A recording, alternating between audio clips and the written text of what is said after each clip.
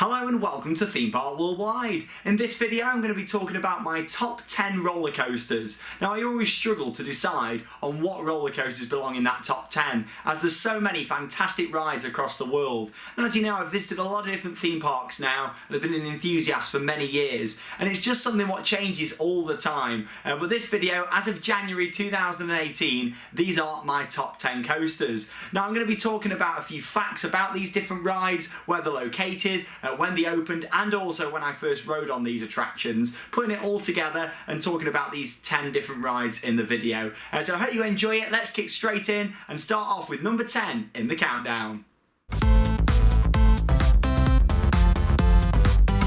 Coming in then at 10th place, it's Formula Rossa, located at Ferrari World in the United Arab Emirates. The coaster first opened in 2010, but I actually didn't first ride it until a few weeks ago, as January 2018, my first time on Formula Rossa. Now, some facts for you about this ride. It actually is an Intamin hydraulic launch coaster, and it's the fastest roller coaster in the world. It launches from 0 to 149 miles per hour in just 4 seconds. Features no inversions. However, it stands at 171 feet with a total track length of 6,790 feet. So the coaster itself is located in the desert. Of course, we're in the UAE, it's desert out there. And the coaster itself starts off in the station building before making its way outside. Now, Ferrari World, most of the park is indoors, but some of the bigger rides, obviously due to the size of them, are outside the building, and then they bring you back into the station, which is indoors.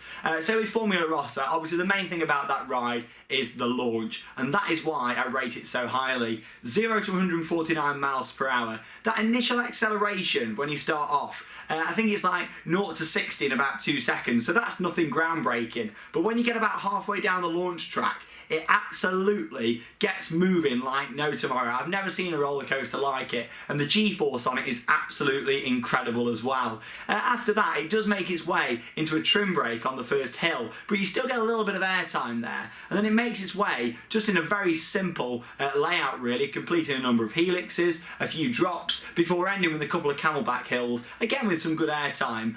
With Formula Rossa, it's definitely a front row ride. I didn't think it would fit into my top 10 just often riding it on the back row. You've got to do it on the front, and with the ride as well, you've actually got to wear the goggles on there. But overall, it's a really good coaster. The launch is what makes it into my top 10. Mainly because it's absolutely crazy. I've never known anything like it, and also the fact you've only got a lap bar restraint. Normally a lot of roller coasters out there have got the over-the-shoulder restraints. I mean, even Rita at Alton Towers, Stealth at Thorpe Park, Kingda Car over at Six Flags Great Adventure, they've all got the over-the-shoulder restraints. With Formula Rossa, it's a simple lap bar, meaning you're so free on the ride. In terms of theming, there's no theming about at all. The queue line's nothing special, but you've got some really nice viewpoints of the launch track. And what I also like with Rossa as well is how they've actually built a little viewing platform so you can look over the ride. But there we go, 10th place, Formula Rossa, an Intamin hydraulic launch coaster at Ferrari World in the UAE. In at 9th place, it's Tron Light Cycle Power Run, located at Shanghai Disneyland in China. Now, the roller coaster first opened in 2016, and I was lucky enough to first ride it in 2017. Now, some facts for you then about Tron. It's actually a Vekoma booster bike launch coaster based on the Tron legacy. I'd not actually seen Tron before going out there to Shanghai, but since I've come back, I've watched Tron Legacy, I've seen the films, and it is absolutely fantastic. The ride itself is located mostly in a large show building, but the sections of it that aren't in a show building are covered up with this really nice architecture, and I'll talk more about that in just a second. There's no inversions on Tron, however it has got a top speed of 59 miles per hour. It's 78 foot tall and has a total track length of 3,169 feet. So the ride itself, you come out the station sitting on your light cycle, which is all lit up beautifully, all the audio playing around, some beautiful set pieces, and then you launch and then you go out out into this beautiful building. Like I say, it's like a dome structure, and it's all lit up beautifully at night as well. It's definitely a coaster to do in the dark. If you can only do it once on your visit, do it at night. And you launch out and you go over the footpaths and everything, and it is really, really nice experience. But then the coaster goes into a tunnel, and then you're in this large show building. So many near misses. There's screens, there's LEDs. There is so much going on all around you inside that show building. And like I say, with the fantastic theme of Tron and the modern feel it's got, it's a really good ride, and it is so re-rideable. Hence why it makes it into my top 10. Coming in at 9th place, you might think, God, it's just a booster bike, but like I say, it is so much more than the likes of Velocity. It really is. And even though it's that ride system, it just goes to show that when you add a lot of scenery and atmosphere to a ride, it can really be ranked up highly in someone's top 10. So there we go, at 9th place, Tron Light Cycle Power Run at Shanghai Disneyland in China. Coming in then at 8th place, it's Ijen, located at Fuji-Q Highland in Japan. The roller coaster first opened in 2006, and I first rode it in 2017. Some facts for you then about the ride. It's an S&S 4D coaster, a fantastic concept originally developed by Aerodynamics with X2. At the time it was known as X at Six Flags Magic Mountain in California. This means that the seats can rotate forward, backwards, and also in a 360 spin, which is controlled. It's really, really interesting how the system works. The track itself has got 3 actual inversions. However, it does turn you upside down a lot more times than that due to the nature of the ride, with it being controlled spins. But yeah, like I say, you've got 3 actual inversions built into the track layout. The track layout itself, 3,782 feet long and 249 foot tall.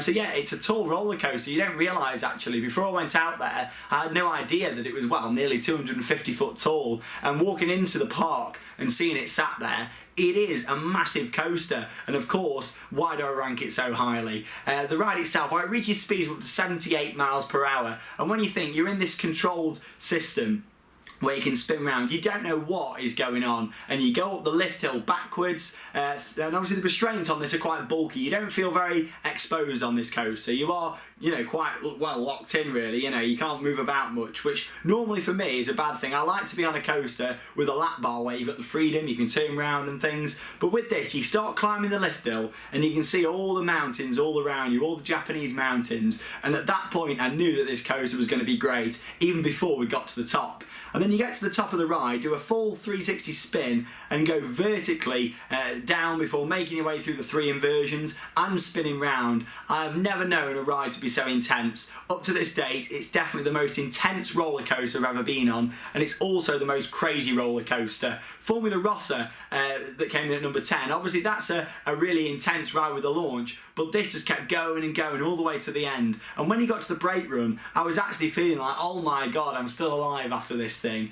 I've never known anything like it. And obviously X2 at Six Flags Magic Mountain, it's the same style ride, but I really felt that Ijen took it to the next level. I really did not know what was coming. And yeah, God, it makes me smile thinking about it. I look back on that time when me and Alex first rode it last year, and what a brilliant time it was. That vlog, you've got to go and check it out. It was a really good trip.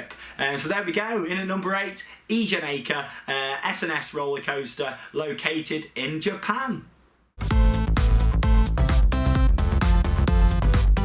Coming in then at 7th place, it's Flying Aces, located at Ferrari World in the United Arab Emirates. The roller coaster opened in 2016, and I first rode it just a few weeks ago, along with Formula Rossa, in January 2018. Some facts for you then about the ride. It's an Intamin wing coaster. Some of you might be familiar with Furious Baco, which is also an Intamin wing coaster. That opened in 2007, but it's actually a launched wing coaster. With this, it does feature a lift hill, which I'll talk about in a second. Also with Furious Baco, it's famous for being a little bit jolty, especially towards the back of the train. And with Flying Aces, we rode it both on the back, the front, and also in the middle actually, and it was a lot smoother ride than the likes of Furious Baco. Intamin have definitely perfected the concept of doing their wing coasters. It features 1 inversion, that's a Heartline roll, and it's also got the world's tallest non-inverting loop. The ride itself then, it stands at 206 foot tall and it's got a total track length of 4,921 feet. So yeah, it's a long ride. You can actually feel that when you're on it as well. Some coasters, you get to the end and you're like, oh, it was great, but it's finished too quickly. With Flying Aces, you go on this ride and it keeps on giving. It keeps going and going, and then you come to the brake run, still at some speed actually. And yeah, well, the top speed of the ride, 74 miles per hour. So it is a fast coaster. Anyway, the overall experience of this, before you even get to the station, you enter this beautiful queue line, which if you're walking slowly, it takes 5 minutes. I mean, when we were there, it was quiet, and we walked through the queue line. It still took 5 or 6 minutes to walk through. It's a huge queue with loads of nice theming. One of the best queue lines, if not the best queue line I've ever seen for a roller coaster. And you walk through, all about aviation and things. And as much as Tron has got some really good theming at Shanghai Disneyland, that's incredible. With this queue line here, it took it to another level, and actually it wasn't based on an IP. Obviously that was based on the Tron legacy. With this, Ferrari World have come up with their own concept, so to speak, their own brand, and it was really nice walking through the queue line. You get to the ride station and you think, hang on a minute, where is it? You're being loaded into the bays and you can't see the train or the station. It's actually behind a wall, and you've got these massive doors that open up and you walk onto the platform and there's the train. Obviously 2 seats on the inside and 1 on each of the wings as well. So not all 4 seats are on the wing, but you do sort of get the option to be quite tall up in the middle or a bit lower down on the sides. So anyway, you exit the station, the door opens up, you go up the lift hill, and like I say, it probably takes 7 or 8 seconds to get up that lift hill. It is ridiculously fast, and when you're on the front or the back row, you get amazing views on the front. On the back you get pulled over, and yeah, straight up down that drop and up into the non-inverting loop. Absolutely incredible, it really is. Lots of air time. Obviously it's a lap bar style restraint as well. It comes down over, but it's only a lap bar. It's not actually an over the shoulder restraint, which makes it an overall fantastic ride. Beautiful soundtrack. It'd be nice if it had onboard audio, but the overall ride, what an amazing coaster that Flying Aces is. Like I say, that's located at Ferrari World in the United Arab Emirates. In at 6th place is Superman Escape from Krypton, located at Six Flags Magic Mountain in the USA. This coaster first opened in 1997, and I rode it for the first time in September 2015. Now, it's an Intamin reverse freefall coaster that used to be called Superman the Escape, and I've got a little story for you about this one. So when I was a kid, I used to read roller coaster books, and I still like looking back on them now. And I remember seeing this ride, Superman the Escape, over in America, and I thought one day I want to go there and ride it. And in September 2015, we did, and me, Chris, John and Lee went out there to California. We did Disneyland, lots of other parks in the area, but we went to Six Flags Magic Mountain, and it still feels like a dream now. A lot of people talk about that park. It's got more roller coasters than any other park in the world, and we went there and we rode it. But yeah, with Superman the Escape, riders used to face forwards, and it would launch out the station, up the tower, and then back down. But they turned it the other way round, so you actually were sitting in the seat backwards and went up the tower backwards, so you're actually looking down whilst you're on the ride, and then they rebranded it as Superman Escape from Krypton. But yeah, it launches from 0 to 104 miles per hour in 7 seconds using LSMs. It was the first coaster of its type actually to use that LSM technology. There was another one actually opened just before that over in Australia, and this would have been the first, but they ended up beating them to it. And I remember it all happening at the time and reading about it. It's a fascinating story. But yeah, it features no inversions, but it has got 2 tracks next to each other. So they both launch up, not always at the same time, sadly. But when it launches, God, it makes a good noise. I mean, it sounds like a fighter jet. When you hear it go over in the sky, that's what it sounds like through the middle of this park in California. It's crazy. Both tracks are 415 foot tall and have a total track length of 1,235 feet. So the ride itself, it's not very long. Obviously you've got that launch, 7 seconds, and then you go up the tower and back down. The whole thing, the excitement's over in about 20 seconds, but it is well worth it. It's an incredible ride, and there's nothing like launching to 104 miles per hour backwards, and then basically you're going along the launch track, and then you hit the point where you start turning, and then you're vertical within like half a second, and you're thinking, oh my God, absolutely incredible feeling, going up that tower, 415 feet, looking down, looking all around. It was incredible. It was a shame we only got a couple of rides on it really, because the park was quite busy when we went. Again, check out the vlog from that, September 2015, Six Flags Magic Mountain.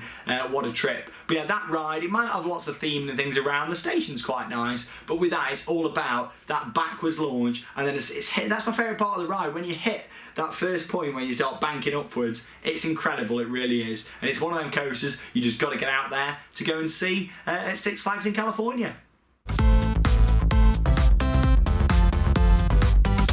So we've made it to the halfway point, and in 5th place it's Expedition GForce, located at Holiday Park in Germany. This coaster opened in 2001 and I first rode it last year in 2017. Some facts for you then about Expedition GForce. It's an Intamin mega coaster that features a cable lift hill. So with this, it works as there's like a catch car, what the train couples onto, and then that pulls it up the lift hill. It uses that instead of your conventional lift. It's got an 82-degree first drop, and it's 174 foot tall, 4,002 foot long, so it's quite a long ride, and it's got a top speed of 74 miles per hour. Now, Expedition GForce doesn't feature any inversions, but it doesn't need any. So this ride, you got the lift hill quite fast. Obviously with these cable lift hills, if you've been on them before, obviously Millennium Force at Cedar Point, you've got Goliath, as well over at Wallaby in Holland. So yeah, it pulls you up quite quick. You get to the top and you've already got that momentum, so to speak. If you're on the front row, you get an amazing view as it makes its way down that first drop. If you're on the back row, you get pulled over and it's absolutely incredible. Definitely a back row coaster. So anyway, you get pulled over there, and then yeah, you're going down through various camelbacks basically. There's lots of airtime hills, camelbacks, some really tight banking as well, some really tight corners, and it's just overall an amazing ride. It's got an orange track, and I really like that because it's in a forest, it's all covered over by trees, and you've got this bright track, the train's rushing through the trees, you really don't know what's coming next. It's an incredible ride. We went there, we had lots of rides on it, me and Joe and Lee when we went out there last summer, and yeah, it's just a shame it took me so long to get there to ride it really. I mean, it took me years before I went there and did it. It's not far away from Europa Park, so if you are planning a trip to Europa, it's only just over an hour away. Get yourself down to Holiday Park and ride it. Like I say, it comes in my top 5, and I've done what, over 800 coasters now, so yeah, it's a brilliant ride, it really is. And like I said, the amount of airtime you get on that is crazy. On the front row, it pushes you over them hills, so you get lots of ejector airtime. Yeah, just overall an incredible ride. And you know it's an intense ride when it comes down into the brake run and it parks at a different place on the brake run every time. Like sometimes it comes down the brake run, you know, and it stops here. Other times it'd be a little bit further on. It was quite interesting. We watched it quite a few times, and it all depends how much speed there is coming on that ride, how much weight there is on the train. And yeah, it was absolutely incredible. It really was. So that's Expedition GForce at Holiday Park in Germany. Coming in then at 4th place, it's Tarun, located at Phantasialand in Germany. Now this coaster first opened in 2016, and I was lucky enough to be there on the opening day for this ride. The atmosphere was absolutely incredible. We walked into the new themed area of Klugheim and was blown away by the amazing theming, the architecture of the buildings, the soundtrack, and of course the main highlight of the area, which is Tarun. Now of course it's an Intamin Blitz coaster that features 2 LSM launches. So obviously with an LSM, it doesn't come down onto a cable launch. It's basically all these different LSMs all the way down the track, and that gradually speeds up the train. I say gradual, the second launch on Tarun is absolutely phenomenal. It gets intense very quickly, and by the time you get to the end of that launch section and you go up past the waterfall all done into the rockwork, it really is one of the most intense experiences out there. It's only 98 foot tall, but it feels a lot taller than that when you're in the area. I think the fact that when you walk in through the top entrance of Klugheim, you look down and it's all built into this big pit. The amount of theming and landscaping what they did for that ride is absolutely incredible. It really is. It makes you wonder how something like that even gets designed in the first place. So yeah, it's 4,330 foot long. It reaches a top speed of 73 miles per hour. And Tarun's track, this is the impressive bit, crosses over itself 116 times across 58 intersecting track points. That is absolutely incredible, and more than makes up for the fact that this ride doesn't feature any inversions. There was a lot of rumours when they were building the ride whether it was going to have any inversions or maybe just one hidden somewhere, but I'm really pleased that it hasn't got an inversion. I think it would really ruin the pacing of Tarun, and you've got so many highlights. Obviously, you come all around the area and walk around it. It's absolutely incredible. So you come through, you walk through the entrance, and it's absolutely incredible already. You're walking through all these buildings, all the theming, the trees, the rock work, and then you come down towards the station again, which is really nicely themed. It's an open station, so it's not all boxed in.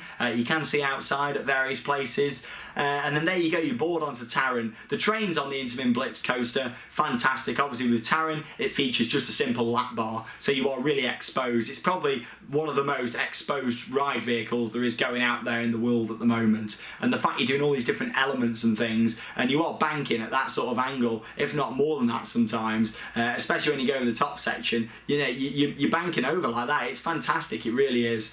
So anyway, you go through the first launch, which, don't get me wrong, it gets quite snappy towards the end of it, but it's not the first section of the ride what's definitely the highlight for it. So you go through the first section, lots of interaction, lots of tunnels. You interact with the Vekoma Junior Boomerang, which is located in the area as well, which is called Rake. That opened at the same time, and with that you make your way around and then you meander towards the second launch, the second LSM launch, the fastest point of the ride at 73 miles per hour, and wow, obviously you're going at some speed already, and then when you hit them LSMs, it propels you like there's no tomorrow.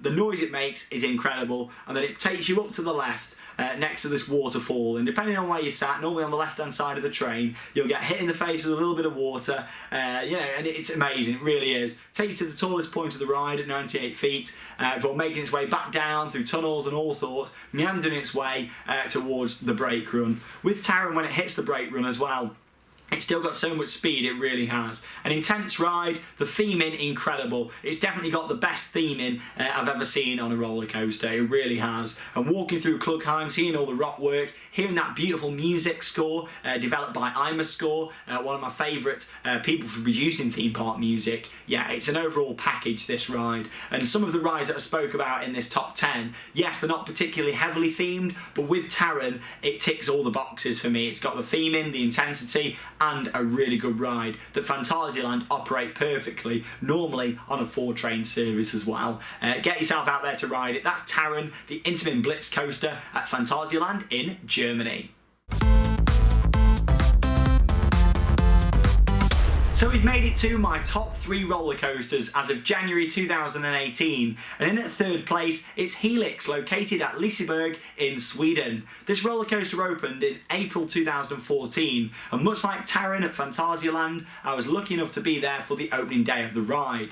As soon as I arrived at the park, the gates opened up, and there was music playing, there was confetti cannons going off, the red carpet was out, and there was the live band. It had a really nice atmosphere, and bear in mind it was my first time visiting Sweden, my first time visiting Liseberg, and yeah, we went into this park and went up the escalator, which you have to go up to get to the ride, and there it was, the beautiful Helix, which is of course a Mack launch coaster, or as in the industry as they like to be known, as a Mack mega coaster. It features a double LSM launch, it's got 7 inversions, and it stands at a height of 134 feet. It's 4,530 foot long, so it's quite a long coaster, and it's got a top speed of 62 miles per hour. So with this ride, like I say, you arrive at the queue line, you walk in, and it's not particularly heavily themed, but oh my god, has it got a nice atmosphere. It's a bit like a posh sort of nightclub atmosphere. That's how I describe it to anyone who asks me. You walk into the queue, you got like all concrete walls and steel corrugated balconies and things, with all steps to take you to the ride. You got LED lighting, it's all green, blue, and then you've got like the dance music playing, which is also done by Imascore. They do some great theme park audio, and you make your way up to the station. The soundtrack merges into a different one, and then there you go, you're sitting there on this Mack mega coaster. Obviously it normally runs on 3 trains. They know what they're doing there in terms of operations, they really do. And yeah, with this ride it features the standard trains on a Mack mega coaster, so it comes down, it's not an over the shoulder restraint, but it has got just a lap bar which packs you in a bit tighter than the likes of Tarun, but considering this ride has got inversions, you are really exposed on the ride. So anyway, you leave the station and you expect to just go into an LSM launch with a normal Mack mega coaster. With this, you're down into a drop, and then into the first inversion, which is a corkscrew, and then it takes you round, meanders across the floor, and then makes it into the first launch and then another inversion. And that one actually takes you over the escalator, which you've just come up to get to the ride. This is incredible. It then makes its way round through a Norwegian loop, various other unique elements as well. You've got an airtime, a massive airtime hill, which is incredible. But there's lots of other moments of airtime. But there's that one where you're facing out. You can see Gothenburg, the city of Gothenburg, where it's located, and Gothia Towers, which is a hotel complex opposite the park, because obviously it's a city park. And oh my god, especially at night, this thing's stunning. It's got the headlights on the front as well, and you go out on this ride and wow, incredible. You make your way round towards the second launch, which is actually enhanced a lot more now since they built one of their skyflies from Gerstauer. You come round and then you actually go through like a little tunnel now before the second launch, make your way out and then up into the inverted top hat, which is incredible. Again, some nice views in there, looking straight down off the hill.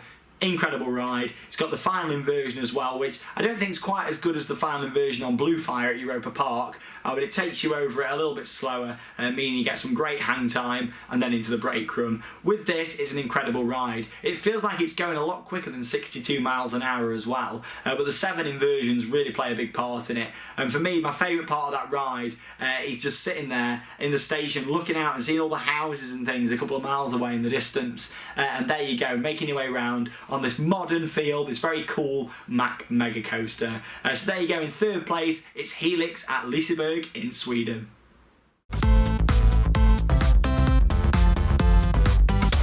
In second place then, it's Shambhala, Expedition to the Himalayas, located at Portaventura World in Spain. This ride opened in May 2012, and it actually opened on my birthday. Now obviously I was following the construction of this project a lot throughout 2011 and early 2012, and as soon as they announced the opening date, and with it being on my birthday, I thought that's it, I'm booking a trip to Portaventura, and I went out there to ride it. And I'll always remember, we waited about in the park that day because it didn't open until mid-afternoon, and then as soon as it did, everybody started to wait in China, the Chinese themed area of the park. We waited there, and then we were right at the front, me and Jack, and then we ran straight to the ride, and there we go. We got on the, I think it was the second public train for Shambhala, but the first one, it was like half press, half public, and we managed to get on that second train. I'll always remember it. Absolutely incredible day. One of my favourite days I've ever had at a theme park. But yeah, Shambhala is a B&M hypercoaster. Massive ride, 249 foot tall. It's got a drop what's a little bit taller than that as well, due to how it's designed. It actually goes underground into a tunnel and then back up into that first airtime hill. But the coaster itself, with it being a hypercoaster from B&M, it is a long ride. It's 5,131 foot long. It's got a max speed of 83 miles per hour. Obviously, with it being a hypercoaster, it doesn't feature any inversions, but it has got lots of other exciting elements, such as 5 camelback hills. One of them is really low. It's a speed hill, and it goes over at an incredible pace. It really does. It's also got a splashdown section. Some of the rides out there actually feature real splashbacks, so to speak, where you go down and then it will actually splash out from something what's attached to the ride vehicle. With this, it's got fountains down the side to simulate it. Obviously, they didn't want it to slow the coaster down because it still had a couple more airtime hills to go. It's also got a really cool inclined figure 8 element, which is a really nice part of the ride and quite unique as well. And it was the tallest roller coaster in Europe from 2012 when it opened through to 2017, and then it was topped last year at the park next door, which is owned by Portaventura, of course, and that was Red Force, which is now the tallest coaster located at Ferrari Land. So Shambhala, the experience, it's a really nice themed area. It's located in the themed area of China, and you walk through, it's got a really nice facade and everything like that. You walk down, you got like a jeep at the side, bit of storyline to the area, and it's just impressive to see. You've got the station building itself, which features a horrible cattle pen queue line, but yeah, it's a well themed station. You know, it's got all the windows and some nice lights and things. Then you make your way out to the coaster, and with this, obviously when it opened, there wasn't another ride next to it, which is called Angle, which is a splash battle, that's located on the other side of it. So that it makes it even more of a themed area now. Even though it's a hyper coaster, it's not like a car park coaster, as I call it, where it just keeps going over tarmac and stuff. It's actually really nicely themed all the way around it. It's only really the figure of 8 element where it's kind of out of the way, but even that, it's over grass and it's got trees and things. So yeah, it's incredible. You go down that first drop after making your way up the lift hill, and yeah, it features the clamshell restraints from B&M, meaning that you're so exposed, and you can be there on the back drop, hands in the air, on the back row of the drop. What am I talking about? Back row of the drop. I'm getting that excited talking about it. I want to go and ride it again. And then down that first drop you go, through the tunnel, which is a really good head chopper, really good near miss element, and then up into those airtime hills, the figure of 8, the speed hill, which is incredible, especially when your restraints not too tight as well. They don't push down on them ridiculously tight, just down to a safe level really, so you've still got a bit of room to manoeuvre and get some good airtime with it being the clamshells. And then you make your way through that splashdown, a couple more airtime hills, a turnaround section, and into the brake run. This coaster was my number 1 from 2012 up until last year, 2017, where I rode my number 1 coaster, which I'm going to talk about in a moment. But yeah, it's an incredible ride. It's one that I love very much. It's special because it opened on May the 12th, which is my birthday. And yeah, overall, just a really enjoyable ride. Airtime filled. It just goes to show when you look through the coaster in my top 10, it's not always about inversions. Airtime, theming, the experience, and how restricted you are on a ride all add up for me. So there you go, in second place, not quite making it to number 1 now, but still an amazing coaster. It's Shambhala, Expedition to the Himalayas at Portaventura in Spain. If you do one thing this year, go out there and ride some of these coasters, because they're absolutely incredible. So after counting down 9 different roller coasters, we finally made it to my number 1. What is my number 1 roller coaster as of January 2018? It's located at Kolmården in Sweden, and it opened in 2016. I rode it for the first time last year in 2017, and it is of course called Wildfire. Now Wildfire is an RMC, also known as Rocky Mountain Construction Topper Track roller coaster. It's the fastest wooden roller coaster in Europe at 72 miles per hour, and it's the second tallest wooden roller coaster in the world at 184 feet. It's got a total track length of 4,150 feet and a first drop of 83 degrees. Now, if that wasn't enough, it also features 3 inversions and 12 amazing airtime hills. I love airtime, I really like inversions, and of course wooden coasters. Now RMC are incredible. I only ever rode one until I went to do Wildfire last year, and that was at Six Flags Magic Mountain, and that was Twisted Colossus. With that, the ride relied quite a lot on dueling with each other. 2 lift hills, it was the same ride, but it came round to that lift hill again in the second part of the layout. But it didn't really duel when we were there, and I'd probably enjoy it more if it did. So yeah, with Wildfire, that sort of wasn't a gimmick, so to speak. You know, it was a standalone wooden roller coaster, really tall, but the location of it, Kolmården, is a gorgeous park. It's in Sweden, and it's in the middle of nowhere. It's halfway between sort of Gothenburg and Stockholm. It's in a really nice place, and lovely little village nearby and everything, with all the water surrounding it. And you climb that lift hill, and you've got water to the left hand side of you. It's incredible. And they even put like a little turnaround section at the top of the ride, so you can see the landscaping. It's a wildlife park. There's hardly any other rides there. There's only a couple of other junior coasters at the park, but it's incredible. And you go down that first drop, and I've never known anything like it. The feel of it is amazing, especially on the back row. It whips you out of your seat, and obviously with it being RMC, it only features lap bars, and it's also got like a leg restraint as well, which isn't the comfiest of things, but when you're going through some of them inversions, it's incredible, especially like the inverted stall, where you are upside down for a good 1.5 to 2 seconds as it makes its way round. You've got some crazy banking, some side elements like that.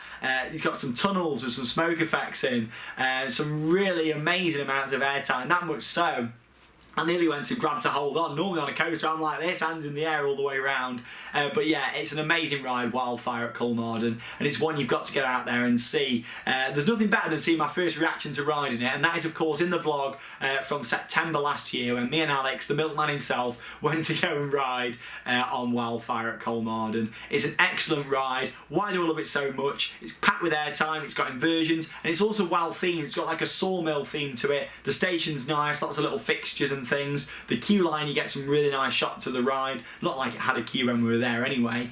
We walked down it just to get some video footage. And yeah, it's an incredible coaster. I love RMC and I love all these different rides that I've spoke about. So thank you very much for joining me for my top 10 roller coasters here on Theme Park Worldwide. This is something that I don't want it to be a massive gap before I do a next one. If it changes drastically throughout this year with new rides that I go on, I may film a new one later in the year. But if not, I'll be back again same sort of time next year with a 2019 edition. But thank you very much for joining me and watching this video. Lots of different style content coming on Theme Park Worldwide throughout the year, so make sure you stay tuned. I'm of course Sean Sandbrook, this is Theme Park Worldwide, and that has been my top 10 coasters. That means it's time to cue those credits. See you later, guys.